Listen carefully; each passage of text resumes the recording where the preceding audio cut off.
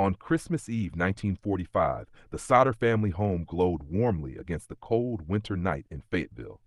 Inside, George and Jenny Sodder and their 10 children were finishing up the holiday. Wrapping paper covered the floor. Laughter filled the living room. It felt like any other American Christmas. But just after midnight, everything changed. Jenny was awakened by the smell of smoke.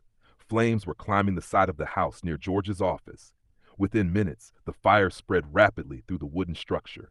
George and Jenny rushed to wake the children. 4 of them made it outside, but 5 were still upstairs. Maurice, Martha, Louis, Jenny, Betty. George tried to reach them, but the stairway was already engulfed in flames. He ran outside, desperate, and planned to use the ladder that was usually propped against the house to reach the second-floor window. It was gone.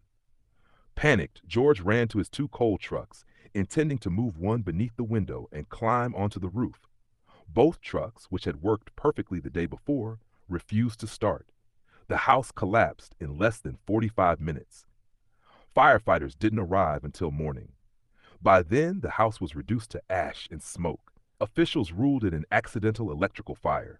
But when the rubble was searched, something impossible was discovered. There were no human remains, no bones, no fragments, nothing. Fire experts later stated that even in intense house fires, bones are typically recoverable. Yet not a single trace of the 5 children was found. And then the strange details began to surface. The Sodders' phone line had been cut, not burned, but deliberately severed. A neighbor reported seeing a man stealing a block-and-tackle pulley from the property before the fire.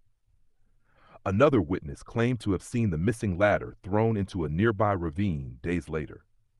Earlier that evening, a stranger had knocked on the Sodders' door, asking about work and warning George that his house could go up in smoke.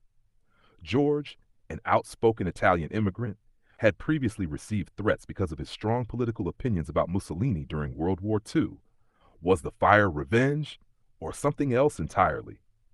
Weeks after the tragedy, Jenny Sodder found a small, hard object in the yard. It looked like a pineapple bomb, a type of hand grenade used during the war.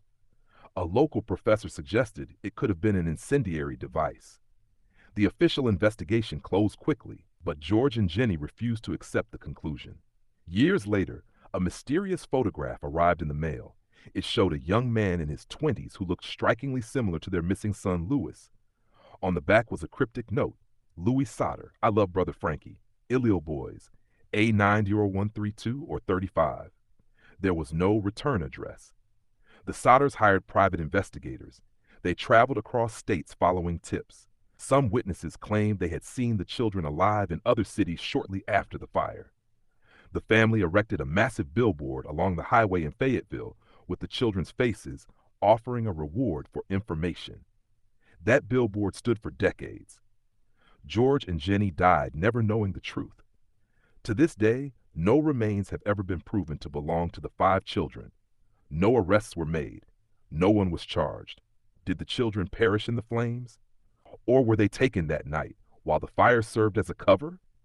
The Sodder children mystery remains one of America's most haunting, unsolved cases, a Christmas story that never found its ending. What do you think really happened that night in 1945?